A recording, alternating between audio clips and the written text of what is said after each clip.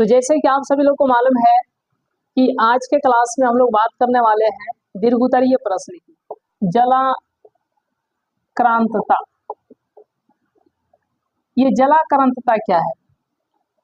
यानी तो अधिक सिंचाई करने के कारण ही जलाक्रांतता की स्थिति उत्पन्न होती है। यहाँ पर हम लोग बात करें, पंजाब की बात करें या हरियाणा की बात करें, पंजाब हो गया या हरियाणा हो गया या पश्चिमी उत्तर प्रदेश हो गया, पश्चिमी उत्तर प्रदेश हो गया, तो इन राज्यों में अधिक सिंचाई के कारण ही भूमि का निम्नीकरण हुआ है। अधिक सिंचाई के कारण ही भूमि का निम्नीकरण हुआ है।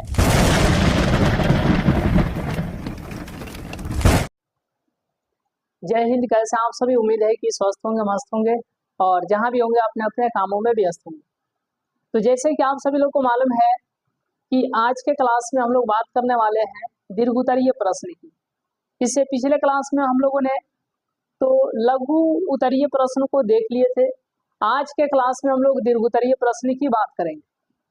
तो सबसे पहला प्रश्न को हम लोग देखते हैं, लेकिन उससे पहले आप लोगों को ये याद होना चाहिए कि डेली शाम को जो है 6 बजे से आप हमारे साथ जुड़ जाइएगा, आपका बहुत ही अच्छे तरीके से तैयारी हो जाएगी। तो आपको यहाँ पर ध्यान देना है, दीर्घोत्तरीय प्रश्न को हम पढ़ देते हैं। पहला जो है प्रश्न है कि जलाक्रांतता। जलाक्रांतता कैसे उपस्थित होता है?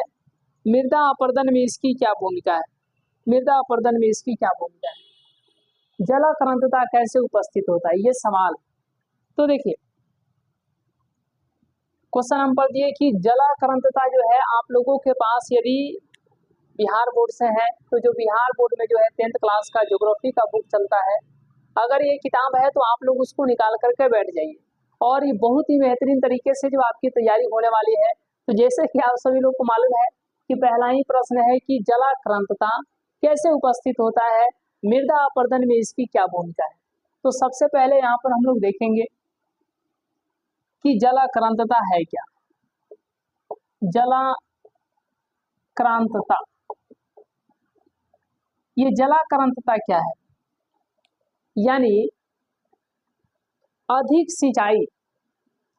अधिक सिंचाई कहने का मतलब क्या है कि जब खेती आप करते हैं उसमें जो है जब पानी ज्यादा दे देते हैं तो इसके कारण जलाक्रांतता जो है पैदा होता है।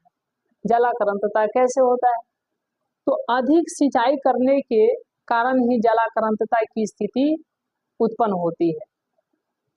अब इससे होता क्या है कि जलाक्रांतता, इससे होता क्या है कि जब अधिक सिंचाई किया जाता है ना, तो इससे जलाक्रांतता की स्थिति जो है उत्पन्न होती है। इससे जो है जलाक्रांतता की उपस्थिति होती है, यानी खेतों में अधिक सिंचाई करने से, और इसी के कारण जो है भूमि का निम्नीकरण होने लगता है। भूमि का निम्नीकरण होने लगता है। निम्नीकरण, निम्नीकरण, भूमि का निम्नीकरण, भूमि का निम्नीकरण हो जाता है, जिसके कारण जो है मिट्टी उपजाऊ नहीं रह पाती है। और पंजाब, यहाँ पर हम लोग बात करें, पंजाब की बात करें या हरियाणा की बात करें, पंजाब हो गया या हरियाणा हो गया या पश्चिमी उत्तर प्रदेश हो गया, पश्चिमी उत्तर प्रदेश हो गया, तो इन राज्यों में अधिक सिंचाई के कारण ही भूमि का निम्नीकरण हुआ है। अधिक सिंचाई के कारण ही भूमि का निम्नीकरण हुआ है। आपसे यहाँ पर प्रश्न पूछा जाएगा या पूछा ही गया था ऑब्जेक्टिव में कि पंजाब में भूमि निम्नीकरण का मुख्य कारण क्या है, तो वहां पर आंसर था यानी अधिक सिंचाई। क्या? अधिक सिंचाई। इससे जो है मिट्टी जो है उपजाऊ नहीं होंगे, यानी मिट्टी की जो है उर्वरा शक्ति खत्म हो जाएगी। अब जब मिट्टी की उर्वरा शक्ति खत्म हो जाएगी तो क्या होंगे कि फसल बर्बाद होंगे और भूमि निम्नीकरण हो जाएगा, यानी कि अधिक सिंचाई करने से मिट्टी जो है एक जगह से दूसरी जगह चले जाएंगे। आप इसको मृदा अपरदन भी कह सकते हैं।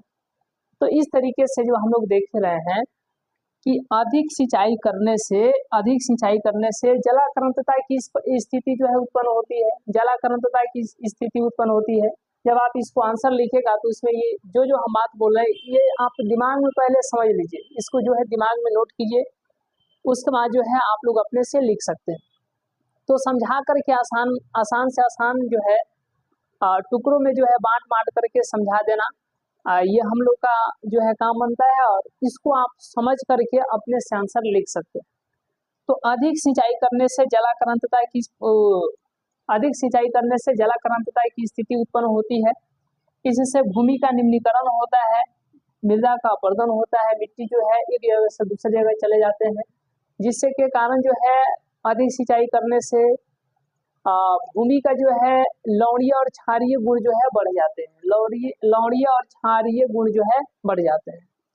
पंजाब हो गया, हरियाणा हो गया, या पश्चिमी उत्तर प्रदेश हो गया। जब आप यहाँ पर देखिएगा तो ये क्या है, पंजाब है, हरियाणा है और पश्चिमी उत्तर प्रदेश है। पंजाब, हरियाणा और पश्चिमी उत्तर प्रदेश है। हरियाणा से सटा हुआ ही क्या है, तो ये उत्तर प्रदेश है। तो इसीलिए क्योंकि उत्तर में जो है उत्तर प्रदेश के जो है पश्चिम में क्या है, हरियाणा है, तो हरियाणा से सटा हुआ उत्तर प्रदेश का पश्चिमी भाग पड़ेगा। तो पंजाब, हरियाणा और पश्चिमी उत्तर प्रदेश में जो है अधिक सिंचाई करने से ही वहां का भूमि का निम्नीकरण हुआ है, और दूसरी बात यह है कि इससे मिट्टी का अपरदन हो जाएगा, जिसके कारण जो भी उपजाऊ ऊपर वाले जो परत होते हैं, वो मिट्टी का जो ऊपरी परत होता है बहुत ही उपजाऊ होता है, तो एक स्थान से दूसरे स्थान चले जाएंगे, ज्यादा आप खेतों में पानी भर देंगे तो ज्यादा जो है सिंचाई आप कर देंगे। तो ये सब बातें जो है आपको इसमें लिखना है। अगला प्रश्न को हम लोग चलते हैं और उसको देखते हैं, और ये इसके कारण हम बताए भी है कि अधिक सिंचाई करने से जो है मिट्टी का जो है क्षारीय और लवणीय गुण बढ़ जाएंगे, जिसके कारण तो फसल हो नहीं पाएगा। चलिए आगे हम लोग बात करते हैं सेकेंड नंबर प्रश्न की। ये जो है मृदा संरक्षण क्या है। तो सबसे पहले आपको दिमाग में ये बातें जो है याद रहनी चाहिए कि पहला, दूसरा और तीसरा एक होता है मृदा संरक्षण आप कैसे कर सकते हैं। सेकेंड प्रश्न है उसको हम पढ़ देते हैं। मृदा संरक्षण पर एक निबंध लिखना है। मृदा संरक्षण है क्या? मृदा संरक्षण क्या है, यानी मृदा को अपरदन से बचाना ही क्या है। जब मृदा का अपरदन नहीं होगा तो इस तरीके से जो आप समझ सकते हैं कि मृदा का संरक्षण हो गया, क्योंकि यदि आप मृदा को एक जगह से दूसरे जगह नहीं जाने देते हैं तो ये मृदा संरक्षण ही तो है। जब मिट्टी का कटाव नहीं होगा, मृदा का कटाव नहीं होगा तो संरक्षण ही होगा। तो इस तरीके से आप समझ सकते हैं, यानी मृदा का देखिए एक होता है मृदा क्षरण, यानी मृदा क्षरण मिट्टी का एक स्थान से दूसरा स्थान जो है चले जाना। अब जो है ये बहुत कारणों से जा सकते हैं, तेज आंधी के कारण, बाढ़ के पानी के कारण दह करके एक स्थान से दूसरा स्थान चले जाएंगे, तो इस तरीके से भूक्षरण हो जाएगा, मृदा का क्षरण हो जाएगा। तो मृदा क्षरण से मिट्टी को बचाना या मृदा को बचाना ये क्या है, तो भू संरक्षण या मृदा संरक्षण है। तो मृदा संरक्षण को कैसे रोका जा सकता है, इसके बहुत विधियां है।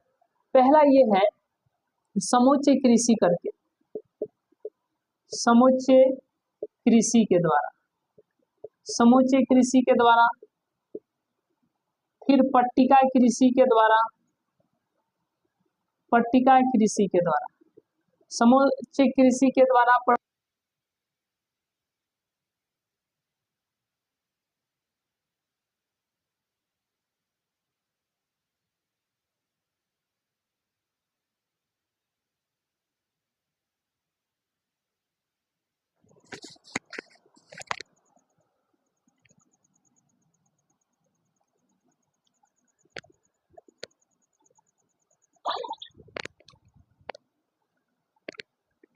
मृदा के संरक्षण को जो है रोका जा सकता है। तो पहला है समुच्चय कृषि, फिर है पट्टिका कृषि। समुच्चय कृषि के द्वारा जो है मृदा को जो है रोका जा सकता है, और पट्टिका कृषि के द्वारा भी जो है तो मृदा संरक्षण किया जा सकता है। मृदा रोका जा सकता है मतलब क्या, मृदा संरक्षण किया जा सकता है। ठीक है, अब ये समुच्चय कृषि क्या है, समुच्चय कृषि क्या है। समुच्चय कृषि ये जो है पहाड़ी क्षेत्रों में की जाती है। कहाँ की जाती है, पहाड़ी क्षेत्रों में की जाती है। पहाड़ी क्षेत्रों में जो है समुच्चय कृषि की जाती है। कहाँ की जाती है, पहाड़ी क्षेत्रों, जैसे उत्तराखंड वगैरह। और इसमें जो है खेतों को वृत्ताकार रूप में, किस रूप में, वृत्ताकार रूप में जो है खेतों की जुताई कर दी जाती है। तो इस तरीके से जो है समुच्चय कृषि करने से मिट्टी जो होता है, मिट्टी यानी मृदा काफी उपजाऊ होती है, उपजाऊ बनी रहती है, ठीक है, उपजाऊ रहती है। दूसरा क्या है, पट्टिका कृषि क्या है, तो इसमें क्या किया जाता है, जो फसल लगाया जाता है ना, जो फसल लगाया जाता है उन, जैसे फसल लगाया जाता है तो फसल के बीच जो स्थान बचते हैं, फसल के बीच जो स्थान बचते हैं तो उन्हीं स्थानों में एक पट्टी के रूप में, एक पट्टी के रूप में, ठीक है, एक पट्टी के रूप में जो है, जो फसल के बीच स्थान बचते हैं तो एक पट्टी के रूप में घास लगा दिया जाता है कि ताकि अगर तेज आंधी वगैरह बहे या बाढ़ आए तेजी के साथ तो उनके बीच की मिट्टी को दहा करके मतलब दहवा करके, कहने का मतलब क्या है कि उनके बीच की मिट्टी को जो है एक स्थान से दूसरे स्थान तक जो है न ले जा पाए, चाहे वह तेज आंधी हो या फिर वह तेज बाढ़ का पानी हो। घास रहेंगे तो रोक लेंगे ना, इस तरीके से। और इस तरीके से जो है फसलों के बीच जो है, फसलों के बीच जो है क्या किया जाता है, फसलों के बीच क्या किया जाता है कि एक पट्टी के रूप में घास लगा दिया जाता है, तो इससे भी मृदा संरक्षण किया जाता है। और तीसरा जो है, ये देखिए, तीसरा जो है फसल चक्रण, फसल चक्रण। अब फसल चक्रण क्या है कि एक ही खेत में एक ही प्रकार के, जैसे चावल की खेती कर रहे हैं, गेहूं का खेती कर रहे हैं, बार बार इसी को एक ही प्रकार के खेत में कर रहे हैं, तो इससे मिट्टी का पोषक तत्व जो है क्या हो जाता है, समाप्त हो जाता है, मिट्टी की उर्वरा शक्ति भी समाप्त होने लगती है। तो इसको बनाए रखने के लिए, इसको बनाए रखने के लिए, इनको बनाए रखने के लिए दलहन या तेलहन की, दलहन या तेलहन की खेती कर दी जाती है, जिससे जो है मिट्टी जो है उपजाऊ बनी रहती है, उनका पोषक तत्व बना रहता है, उनमें ह्यूमस का मात्रा काफी मात्रा में बनी रहती है, और साथ ही साथ वो मिट्टी जो है क्या उर्वरा मिट्टी जो है काफी मतलब कि उपजाऊ बनी रहती है, उनके बीच का जो है उर्वरा शक्ति भी बनी रहती है दलहन या तेलहन की खेती कर देने से। तो यही क्या है, फसल चक्रण है, मतलब कि बार बार एक ही खेत में एक ही प्रकार के फसल लगाने से उस मिट्टी का जो है उर्वरा शक्ति समाप्त हो जाता है, तो उसको पुनः प्राप्त करने के लिए, ठीक है, फसल चक्रण के दौरान जो है दलहन या तिलहन की खेती कर दी जाती है, जिससे जो है मिट्टी का पोषक तत्व बना रहता है, मिट्टी काफी उपजाऊ बनी रहती है। तो इस तरीके से आप समझ गए कि मृदा संरक्षण जो है समुच्चय कृषि करके, पट्टिका कृषि करके, फसल चक्रण के द्वारा जो है किया जा सकता है। नेक्स्ट क्वेश्चन हम लोग चलते हैं 3 नंबर। भारत में 3 नंबर हम पढ़ दे रहे हैं, यानी तीसरा नंबर प्रश्न पढ़ दे रहे हैं। भारत में अत्यधिक पशुधन होने के बावजूद भारतीय अर्थव्यवस्था में इसका योगदान लगभग नगण्य है, स्पष्ट करें। ये सही बात है कि भारत में अत्यधिक पशुधन तो है, बहुत ज्यादा मवेशी है, पशु है, ठीक है, लेकिन इसके बावजूद भारतीय अर्थव्यवस्था में इसका योगदान जो है नहीं के बराबर है। क्यों? तो जो मवेशी जैसे हम लोग अपने घर में पालते हैं, पोसते हैं, तो उन मवेशी का सही से देख रेख नहीं करते हैं। दूसरा ये कि सही मतलब अच्छी चारागाह की व्यवस्था नहीं है। उसी तरीके से बात करें तो अच्छी गौशाला की व्यवस्था नहीं है। हमारे नजदीक में मिल्क डेयरी नहीं है, जहाँ पर दूध को ला करके बेचा जा सके, मतलब इकट्ठा किया जा सके, और वहाँ पर जो है तरह तरह के जो है दूध से चीज बनाया जा सके। तो भारत में अत्यधिक पशुधन तो है, लेकिन फिर भी इससे जो है हमको इससे कम इनकम प्राप्त होती है, कम पैसा हम लोग कमा पाते हैं, जो कि चाहे तो यह पैसा बढ़ सकता है, चाहे तो यह जो है पैसा बढ़ सकता है, इनकम बढ़ सकता है, लेकिन इसके 3 कारण है कि भारत में अत्यधिक पशुधन तो है, लेकिन इसके बावजूद भारतीय अर्थव्यवस्था में इसका योगदान जो है नहीं के बराबर है। तो वह योगदान बढ़ सकता है, कैसे? तो पहले नहीं बढ़ने का कारण समझिए कि अच्छी चारागाह की व्यवस्था नहीं है, अच्छी चारागाह की व्यवस्था नहीं है। चारागाह की व्यवस्था नहीं है। दूसरी जो है अच्छी गौशाला नहीं है, गौशाला का सही तरीके से व्यवस्था नहीं है, साफ सफाई नहीं है। और तीसरा ये कि हम लोग सही समय पर जो है देख रेख नहीं करते हैं, देख रेख जो है सही तरीका से हम लोग नहीं कर पाते। तो यही सब कारण है। और फिर इसी में आगे हम बात करें तो मिल्क डेयरी जो है काफी नजदीक नहीं है, मतलब बहुत दूर दूर होते हैं, मिल्क डेयरी का पास में नहीं होना। जैसे बहुत दूर से दूध लाना है तो लाने में काफी 4-5 घंटा लग जाए तो उस समय तक तो दूध खराब भी हो सकता है कि नहीं। तो लाने में बहुत दिक्कत होगा, वो तो अलग ही है। लेट होने के कारण जो है मान लीजिए कि बहुत दूर है, बहुत दूर से दूध लाना है, मार्केट में लाना है, हो सकता है कि बीच में जो है 3-4 चौक पड़े भीड़ भड़ाके वाले, तो जो लाने में दूरी है उसमें तो 4-5 घंटा लगता है, जाम उम लग गया उसमें जो है 3-4 घंटा लग गया, तो इस तरीके से तो दूध बर्बाद हो जाएंगे। तो ये सब पर हम लोगों को सोचना पड़ेगा। तो नजदीकी मिल्क डेयरी का ना होना, अच्छी चारागाह का व्यवस्था नहीं होना, अच्छी गौशाला का नहीं होना, सही समय पर हम लोग सही तरीके से खिलाते पिलाते नहीं है, मतलब कि देख रेख नहीं करते। तो इन्हीं सब कारणों से भारत में अत्यधिक पशुधन होने के बावजूद भी इसकी योगदान जो है भारतीय अर्थव्यवस्था में नहीं के बराबर है। तो इस तरीके से आप समझ पाए होंगे दीर्घ उत्तरीय प्रश्न जो 3 ठो प्रश्न थे, कितने प्रश्न थे, 3 ठो प्रश्न थे, इसको जो हम लोग कंप्लीट कर लिया आज के क्लास में। उम्मीद है कि आज के क्लास आपको बहुत ही अच्छा तरीके से जो है क्लियर हुआ होगा। तो इस क्लास में इतना ही, मिलते हैं हम लोग नेक्स्ट क्लास में, नेक्स्ट वीडियो में। तब तक के लिए बहुत बहुत धन्यवाद।